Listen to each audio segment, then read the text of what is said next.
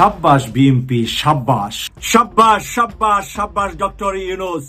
বিএনপিকে সাবাস জানাচ্ছি শুরুতেই কেন বিএনপিকে সাবাস জানাচ্ছি, সেই জন্য সাবাস জানাচ্ছি যে এতদিন পর্যন্ত আজকে আমি দেশবাসীকে শুভ সংবাদটি শোনাচ্ছি, সাবাস দিচ্ছি বিএনপিকে।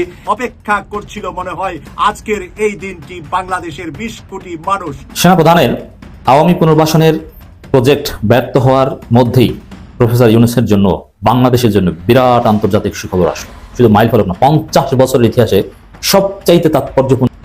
কিরে ওই কিরে চোক্কা চোক্কা মোটামুটি পঞ্চ পাণ্ডবের মধ্যে 3 পাণ্ডব চলে আসছে, ধাপে ধাপে সবাই খেলতেছে। বাট এটার যে উচ্চতর কার্যকরী ক্ষমতা, এটা অন্যরকম। ক্ষুধা ছিল যে কখন এই ক্ষুধাটা মিটাবে, তো মিটাই ফেলছে। ঢাকায় আসছেন মার্কিন ঊর্ধ্বতন সামরিক কর্মকর্তা। এই সফরের নিশ্চয়ই কোনো তাৎপর্য আছে, কূটনৈতিক এবং সামরিক দুই দিক থেকেই গুরুত্বপূর্ণ বলে। এই মুহূর্তে সবচাইতে বেশি ষড়যন্ত্রের ডালপালা বাংলাদেশে ছড়িয়ে দিচ্ছে ভারত এবং ভারতীয় গোয়েন্দা সংস্থা র। কেন বাংলাদেশে এই মুহূর্তে সবচাইতে বেশি আকারে ভারত ষড়যন্ত্র এবং তাদের যেই মিথ্যা অপপ্রচার ছড়িয়ে দিচ্ছে, তার প্রধানত একটি কারণ। সেই কারণটি হচ্ছে ব্যাপারটাকে ম্যানেজ করার চেষ্টা করছে এবং ম্যানেজ হয়েও গেছে। জানেন সবচেয়ে বড় প্রশ্নটা দাঁড়াইছিল কোথায়? ভুল চিন্তা, ভুল কিচ্ছু করতে পারবেন না যত চেষ্টা করেন না কেন। যারাই ভারতের পক্ষে যাবেন তাদেরই ভরাডুবি হবে, এটা মাথায় রাখেন। তবে একটা ঘটনা ঘটেছে, সেটা ঘটেছে ক্যান্টনমেন্টের ভিতরে। সরাসরি ইলিয়াস হোসেন যে স্ট্যাটাসটা দিয়েছেন সেটা পড়ে শোনাচ্ছি। এটা উনি যেটা লিখেছেন তাতে বোঝা গেল একজন যে কোনো সেনা অফিসারের কাছ থেকে উনি এটা পেয়েছেন। এইবারে সেনা প্রধানের প্রজেক্টগুলো ব্যর্থ হলো। কেন ব্যর্থ হলো আজকে আপনাদেরকে সেই বিষয়টি জানাবো। তার সাথে সাথে আরো একটি বিষয় শেয়ার করব, সেটি হচ্ছে ডক্টর ইউনূস চীন সফর করার আগে তার অনেক বড় বড় সাফল্য পেল। কি সাফল্য পেল আজকে আপনাদেরকে সেই বিষয়টি জানাবো, তাই আপনারা সম্পূর্ণ ভিডিওটি দেখতে হবে। তো দর্শক মন্ডলী, আজকে ভিডিওটি খুবই ইন্টারেস্টিং হতে যাচ্ছে। আপনারা সকালে আটো করে বসে যান আর ভিডিওটি বেশি শেয়ার করে দিবেন যাতে সবাই দেখতে পারেন। তো আমি আর কথা বাড়াতে চাই না, আপনাদেরকে ভিডিও শুরুতে যে ভিডিও অংশগুলো দেখালাম, আমরা নাটেনে ধৈর্য সহকারে সেই ভিডিও অংশগুলো দেখতে থাকি। অবস্থা আসছে, সার্জিসরা সব পালিয়ে যাচ্ছে, সব ভুয়া কথা। আমরা পরবর্তীতে দেখলাম কোনো কিছুই ঘটেনি। তবে একটা ঘটনা ঘটেছে, সেটা ঘটেছে ক্যান্টনমেন্টের ভিতরে। এবং এই খবরটা কোথাও এখন পর্যন্ত কেউ, কোনো ইউটিউবাররা বা যারা এই রাজনৈতিক বিশ্লেষক, তারা কেউই দিতে পারেননি। ইলিয়াস হোসেন সাহেব অত্যন্ত শ্রদ্ধেয় একজন সাংবাদিক এবং অনুসন্ধানী সাংবাদিক, যা বলেন প্রমাণ দিয়ে কথা বলেন। ওনার একটা ফেসবুক পোস্ট এসছে এখন থেকে 6 ঘন্টা আগে, মানে আমি যখন করছি তার থেকে 6 ঘন্টা আগে। আপনারা জানেন ইলিয়াস হোসেন এবং পিনাকি ভট্টাচার্য তারা দেশের বাইরে থাকে, তারা যে নিউজগুলো দেয় তারা একদম প্রমাণ সাপেক্ষেই দেয়। এর জন্য প্রচুর দর্শক আছে, প্রচুর মানুষ আছে, তাদেরকে বিশ্বাস করে, আমরাও করি। বিদেশে থেকে ওরা আমাদেরকে আগে খবরগুলো দেয়, অতঃপর এইখানকার যে সমস্ত সাংবাদিকরা আছেন তারা বিভিন্ন মিডিয়া থেকে নিউজ দিয়ে কন্টেন্ট তৈরি করেন। তারা পারেন না যেটা ইলিয়াস হোসেন বা যেটা পিনাকি ভট্টাচার্য পারে। তো আমি এত কথা বাড়াবো না, বেশ লম্বা একটা মিটিং হয়েছে এবং অনেক ধরনের আলোচনা হয়েছে। সরাসরি ইলিয়াস হোসেন যে স্ট্যাটাসটা দিয়েছেন সেটা পড়ে শোনাচ্ছি। অনেক বড়, পুরোটা পড়া শোনাবো না, মাখনগুলো শোনাবো আপনাদের। এটা উনি যেটা লিখেছেন তাতে বোঝা গেল একজন যে কোনো সেনা অফিসারের কাছ থেকে উনি এটা পেয়েছেন এবং বাংলায় অনুবাদ করে উনি তার চ্যানেলে দিয়েছেন। আমি এটা পড়ছি, এটা পড়লে আমরা অনেক কিছু খোলাসা হয়ে যাব। সেনানিবাসে আজকে যা ঘটেছে তা পুরো বর্ণনা তুলে ধরা হলো।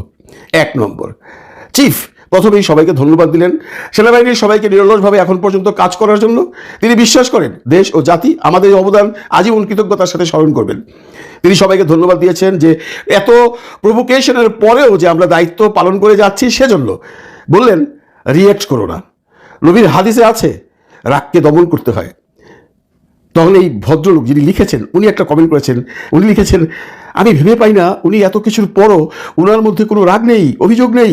বললেন আমাদের লক্ষ্য থেকে বিচ্যুত হওয়া যাবে না, আমাদের দায়িত্ব দেশে স্ট্যাবিলিটির মাধ্যমেই দেশে জনগণের নির্বাচিত সরকার ব্যবস্থা আনাতে সর্বাত্মক সহায়তা প্রদান করা। এর মানে এই নয় যে উনি কালকে নির্বাচন চাচ্ছেন। এনিওয়ে, 2 নম্বরে উনি বলেছেন দেশ এবং সেনাবাহিনীর আইন ও নিয়ম নীতির প্রতি শ্রদ্ধাশীল হওয়া ও মেনে চলা, দেশ ও জাতির সার্বভৌমত্ব রক্ষা করা। বললেন মনে রাখবা এটা করতে পারাই আমাদের বিজয়, আর এই কাজ করবা সততা, পরিশ্রম, প্রত্যয় ও সহনশীলতার সাথে। 3 নম্বর, চিফ বললেন কোনো প্রকার প্রভোকেশনে রিঅ্যাক্ট করো না, আমার সৈনিকদেরও বলবে এই কথা, প্রজ্ঞা দিয়ে কাজ করো। দেশ ও জাতি আমাদের কাছে অনেক কিছু প্রত্যাশা করে, আর সেটা রক্ষা করা আমাদের পবিত্র দায়িত্ব। আমরা জানি না এত সহনশীলতা উনি কোথা থেকে পান। এই কথাটা বলেছেন সেই অফিসার যিনি এটা পাঠিয়েছেন ইলিয়াস সাহেবের কাছ থেকে। ওনার নাম দেয়নি, উনি প্রতিটা কমেন্টের পরে একটা করে মন্তব্য করেছেন। এইখানে সে লাস্টে বলেছেন, আমি জানি না এত সহনশীলতা উনি কোত্থেকে পান, মানে চিফ কিভাবে এত সহনশীল থাকছেন। নাম্বার 4, ইউএনএ সেক্রেটারি জেনারেল সেনাপ্রধানের সাথে সাক্ষাতে ইউএন মিশনে বাংলাদেশ সেনাবাহিনীর অবদানের জন্য ভূয়সী প্রশংসা সহ ধন্যবাদ জানিয়েছেন। একই সাথে 5ই আগস্ট 2024 দেশের সার্বিক পরিস্থিতি নিয়ন্ত্রণে সেনাবাহিনীর অন্যান্য ও পেশাদারী ভূমিকায় তাদেরও প্রশংসা করেছেন। নাম্বার 5, সেনাপ্রধান বলেন, অস্থিতিশীল কোনো পরিস্থিতি দেশের জন্য মঙ্গল বয়ে আনবে না। আমাদের মনে রাখতে হবে, গণতন্ত্রই আমাদের শেষ ভরসা, আর এই গণতন্ত্রে যিনি নির্বাচিত হবেন তিনি এই দেশের জন্যই কাজ করবেন। আমাদের সবাইকে দল, মত, ধর্ম, বর্ণ ও পেশা ভেদে একসাথে কাঁধে কাঁধ মিলিয়ে কাজ করে দেশকে এগিয়ে নিয়ে যেতে হবে। ভদ্রলোক কমেন্ট করেছেন, যে অফিসার লিখে পাঠিয়েছেন, আমি ভেবে অবাক হই বাইরের সবাই ওনাকে কি ভাবেন আর উনি আসলে কি। নাম্বার 6 এসে ভদ্রলোক বলছেন, এরপর চিফ বললেন সেনাবাহিনীর মধ্যে একতা নিয়ে, আর তখন উনি বলছেন যে আর সবচেয়ে আবেগ আপ্লুত হয়েছে আমি এই জায়গায় এসে। কি, কোন জায়গায়? সেনাবাহিনী যখন বললেন, সেনাপ্রধান যখন বললেন, তোমরা সবাই এক থেকো, মনে রাখবা আমরা যদি এক থাকি আমাদের ক্ষতি কেউ করতে পারবে না, আর আমাদের ক্ষতি যদি কেউ করতে না পারে তাহলে এই দেশ ও জনগণের ক্ষতিও কেউ করতে পারবে না। আমরা সবাই মিলে এই সময়কে সেনাবাহিনীর ইতিহাসে সবচেয়ে উজ্জ্বল সময় যা বানাবো। তোমরা শুধু সৎ থেকো আর সুবিচার করো, দেশ ও জাতি সবার আগে। আমি বিগত বছরগুলোর আইন শৃঙ্খলা পরিস্থিতি পরিসংখ্যান নিয়ে দেখেছি, এখন পরিস্থিতি অনেক ভালো আছে এবং আমাদের আরো ভালো করতে হবে। যদিও আইন শৃঙ্খলা পরিস্থিতি নিয়ে সাইকোলজিক্যাল ইস্যু আমাদের জনগণকে মাঝে মধ্যেই আতঙ্কিত করে, এটাকে ম্যানেজ করাও আমাদের দায়িত্ব। এবার ওই ভদ্রলোক লিখেছেন, হাই সেলুকাস, বাইরের মানুষ ওনাকে কি নিয়ে ভাবেন আর আমরা কি দেখি, বিশ্বাস করুন এক বিন্দুও বাড়িয়ে বলছি না। এই শেষ কথাটা কিন্তু যে ভদ্রলোক লিখেছেন এই ভাষণটা, যিনি পাঠিয়েছেন ইলিয়াস সাহেবের কাছে, উনার কথা। তো এটা পড়ে আমরা কি বুঝলাম, এটা শুনে আমরা কি বুঝলাম, এর মধ্যে অনেক হিসাব কিতাব আছে। যারা চালাক, যারা স্মার্ট, যারা বুদ্ধিমান, তারা হিসাব মিলিয়ে নেবেন। পারলে কমেন্টে জানাবেন আপনি কি বুঝছেন। বাংলাদেশকে নিয়ে ভারত নানা সময় নানা ষড়যন্ত্র করে আসছে। এই মুহূর্তে সবচাইতে বেশি ষড়যন্ত্রের ডালপালা বাংলাদেশে ছড়িয়ে দিচ্ছে ভারত এবং ভারতীয় গোয়েন্দা সংস্থা র।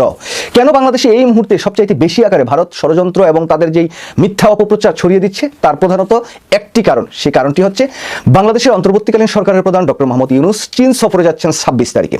এই চীন সফরটি যে 26 তারিখে হবে এবং যাচ্ছেন ডক্টর মোহাম্মদ ইউনূস, এটা এক প্রকার চূড়ান্ত।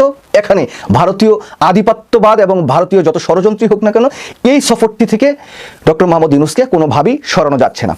এই জন্যই এখন নানা তত্ত্ব তারা সামনে আনছে। চীনের পক্ষ থেকে বাংলাদেশের এই অন্তর্বর্তীকালীন সরকারের প্রধান ডক্টর মোহাম্মদ ইউনূস চীন সফরে যাবেন। চীন তাদের একটি বিশেষায়িত বিমান বাংলাদেশে পাঠাবে এবং সেই বিমানের চড়েই কিন্তু ডক্টর মোহাম্মদ ইউনূস সরকার চীন যাবেন। এই যে চীন ডক্টর মোহাম্মদ ইউনূস সরকার যাচ্ছেন বা ইউনূস সাহেব যাচ্ছেন, চীনে যে আসলে কি হবে, 10টি MOU বা 10টি চুক্তি স্বাক্ষরিত হবে।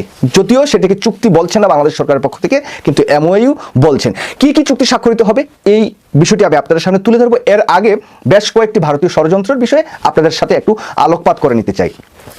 তারা যেই ষড়যন্ত্রগুলো বাংলাদেশে এই মুহূর্তে ছড়াচ্ছে, তার প্রধানত একটি বিষয় হচ্ছে হাসিনা পশ্চিমবঙ্গে চলে আসছে, ভারতে বিভিন্ন জায়গায় ছুটাছুটি করছে, যে কোনো মুহূর্তে হাসিনা বাংলাদেশে চলে আসতে পারে। এটা হচ্ছে নাম্বার 1। দ্বিতীয়টি হচ্ছে সেনাপ্রধান সামরিক শাসন জারি করতে পারে, যে কোনো সময় সেনাকু হয়ে যাবে এবং ডক্টর মোহাম্মদ ইউনূস সরকারকে ক্ষমতাচ্যুত করে সেনাপ্রধান ওয়াকারুজ্জামান ক্ষমতায় বসে শেখ হাসিনাকে বাংলাদেশে নিয়ে আসবে। সেনাপ্রধান ওয়াকারুজ্জামান এবং চুপ্পু মিলে দুজনে মিলে এই ষড়যন্ত্রটা পাকাচ্ছে। এই ষড়যন্ত্রের মধ্য দিয়ে বাংলাদেশে আওয়ামী লীগকে আবার পুনর্বাসন করবে। এই ষড়যন্ত্র এখন প্রধানত ব্যাপক ডালপালা ছড়াচ্ছে আর কি, এই বিষয়টি তো আছেই।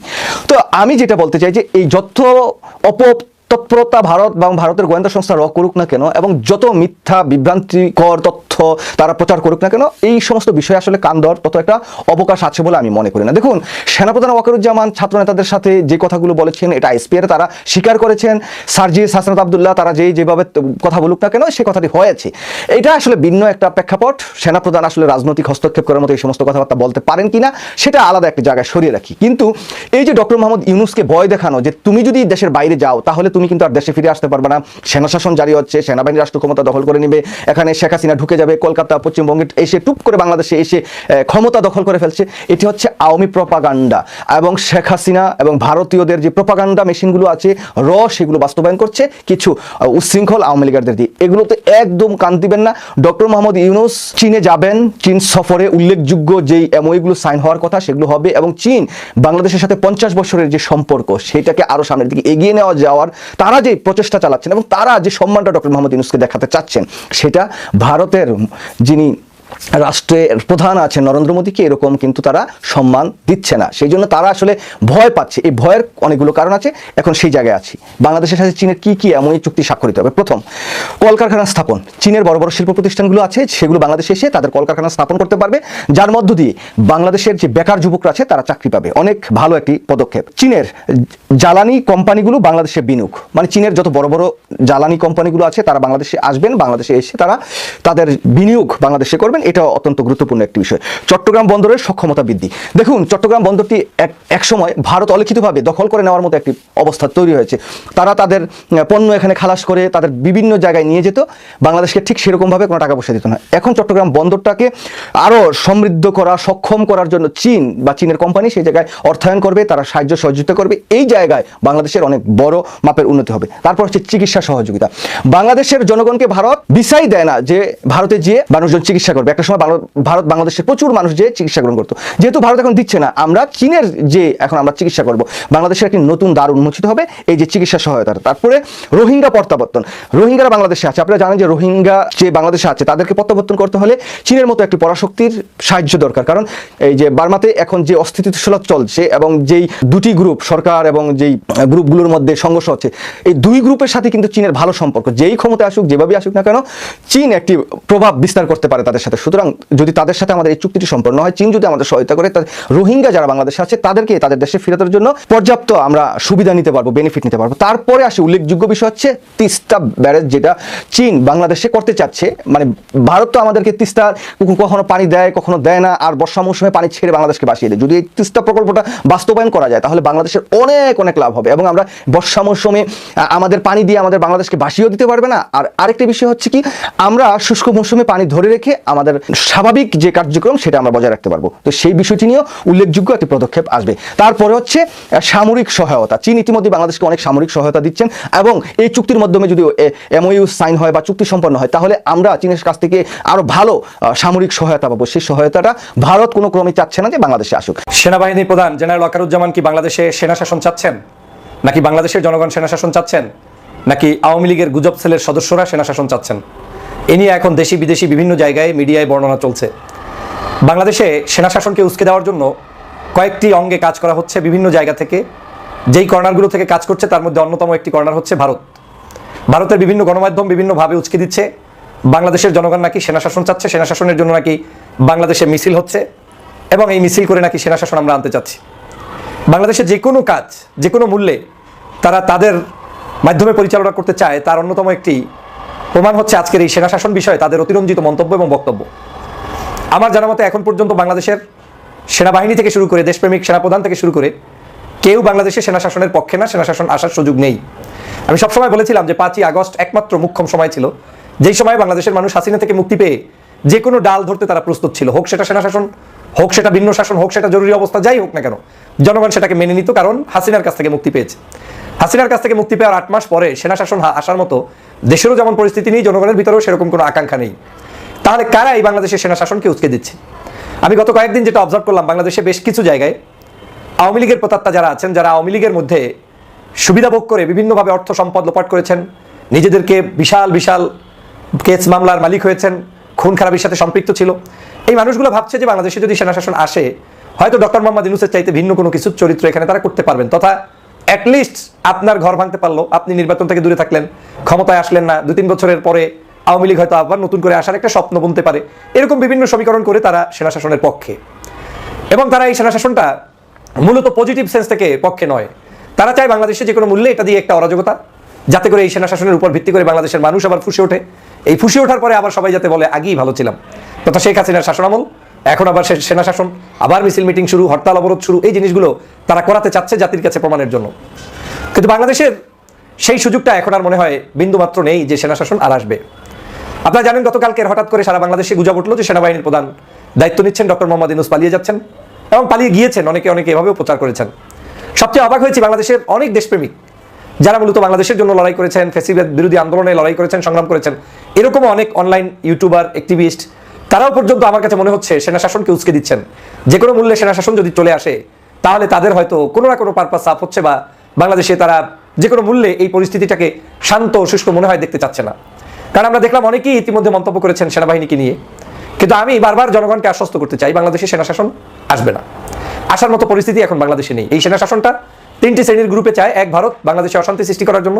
তারা যখন দেখেছে ডক্টর মোহাম্মদ ইউনূস সাহেবের মতো একজন বিখ্যাত ব্যক্তি, যিনি নোবেল লরিয়েট, বিশ্ববরণ্য, এবং বিশ্বের কাছে তার যেভাবে অবস্থান রয়েছে, এই অবস্থানকে কোনোভাবে খাটো আর যেহেতু করতে পারছে না, যেহেতু ইউনূস সাহেবের পতন ঘটাতে আর পারছে না, তাহলে মন্দের ভালো হিসেবে সেনা শাসন এই ভারত চায়, এবং চাওয়ার জন্যই তাদের ওইখানের পত্রপত্রিকাগুলো এগুলো নিয়ে লেখালেখি করছে। আর যে অংশটি আমি বললাম যে আওয়ামী লীগের পতিত স্বৈরাচারের অংশটি, তারা সেটা চাচ্ছে। আরেকটি অংশ হচ্ছে অন্তর্বর্তীকালীন সরকারেরও ভালো চায় না, কিন্তু বিদেশি কারো না কারো এজেন্ট, কিন্তু দেখতে দেশপ্রেমিক, এই মানুষগুলো আমার মনে হচ্ছে সেনা শাসনের দিকে ধাবিত করছে এবং তাদেরকে যে কোনো মূল্যে উচকে দিচ্ছে। আপনারা জানেন, আমার দেশের স্বাধীনতা সার্বভৌমত্বের জন্য সবচাইতে যেই ব্যক্তিটি, যেই গোষ্ঠীটি, যেই সংস্থাটি সবচেয়ে বেশি গুরুত্বপূর্ণ, সেটা হচ্ছে বাংলাদেশ সেনাবাহিনী। যে কোনো বিপদের এন্ডিং সেকশনটাই হচ্ছে ওইখানে। আপনি বাংলাদেশের আজকে যদি কোনো অরাজকতা হয়, যে কোনো উপায়ে আপনাকে সেনাপ্রধানের কাছেই স্যালেন্ডার করতে হবে। আজকে যদি কেউ পালায়ন করে, যে দায়িত্বপ্রাপ্ত ছিলেন প্রধান উপদেষ্টা কিংবা প্রেসিডেন্ট কিংবা প্রধানমন্ত্রী, দেখা যাবে যে তার ওই সময় সেনাবাহিনীকে একটা বড় ধরনের রোল প্লে করতে হয়। যেমনটা শেখ হাসিনা পালিয়ে গিয়েছে, আমাদের এই বাংলাদেশে কিন্তু শেখ হাসিনার পরবর্তীতে মির্জা ফখরুল ইসলাম আলমগীর এসে ডাইরেক্ট কোনো জায়গায় সংবাদ সম্মেলন করে নাই, কিংবা জামাতের আমির ডাক্তার শফিকুর রহমান সাহেব করেন নাই। এই সংবাদ সম্মেলন করা কিংবা বক্তব্য দেওয়া কিংবা রাষ্ট্রের জাতির কাছে কোনো মেসেজ দেওয়া, ওটা সেনাপ্রধানকেই করতে হয়েছে। দ্যাট মিনস সেনাবাহিনী যে কতটা গুরুত্বপূর্ণ, এটা আমাদেরকে অনুধাবন করতে হবে। তাহলে আমাদের এই সেনাবাহিনীকে বিতর্ক কেন করা হচ্ছে বারবার? বিতর্ক এজন্যই করা হচ্ছে, জেনারেল ওয়াকারুজ্জামান, আমি যেটা বারবার বলি, তিনি প্রায় 44 দিন ক্ষমতায় থাকা অবস্থায় বাংলাদেশ থেকে শেখ হাসিনাকে পলায়ন করতে হয়েছে। পৃথিবীর সব পাগলেও বুঝে যে আমি যেই অফিসের দায়িত্ব থাকবো, ওই অফিসে আমি দায়িত্ব নেওয়ার পর থেকে যদি ওই অফিস থেকে মালিককে তাড়িয়ে দেওয়া হয়, তাহলে স্বভাবতই মালিক যে তাড়িয়ে দেওয়া হয়েছে এটার দায়ভার ওই অফিসের ম্যানেজারের উপরে পড়ে। বাংলাদেশে শেখ হাসিনাকে তাড়িয়ে দেওয়ার জন্য 44 দিনের মাথায় যেই ব্যক্তিটি ঝুঁকি নিয়েছেন, তার নাম জেনারেল ওয়াকারুজ্জামান। জেনারেল ওয়াকারুজ্জামান সাহেব, তিনি কিন্তু নির্দ্বিধায় চুপচাপ বসে থাকতে পারতেন।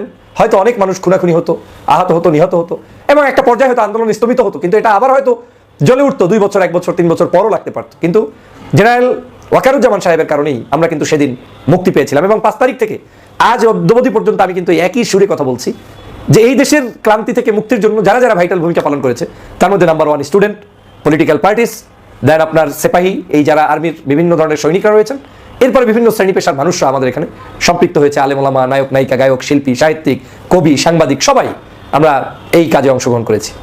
অতএব এই বিজয় আমাদের সকল দেশবাসীর। তাহলে আমরা কেন এত অস্থিরতা প্রকাশ করছি যে আমাদেরকে সেনা শাসনের দিকেই যেতে হবে? আমি যদি সেনা শাসন নাই চাই, তাহলে সেনাবাহিনী নিয়ে আমার এত কুৎসা রটানোর সকাল সন্ধ্যা দরকারটা কি? সেনাবাহিনী আমার এখন এই মুহূর্তে বাংলাদেশের প্রত্যেকটা সেকেন্ড আমার নিরাপত্তা থাকতে হলে সেনাবাহিনীকে সচেষ্ট থাকতে হবে, বিকল্প নাই। আমাদের পুলিশ ব্যবস্থা ভেঙে পড়েছিল, সেটা আস্তে আস্তে ঠিক হচ্ছে।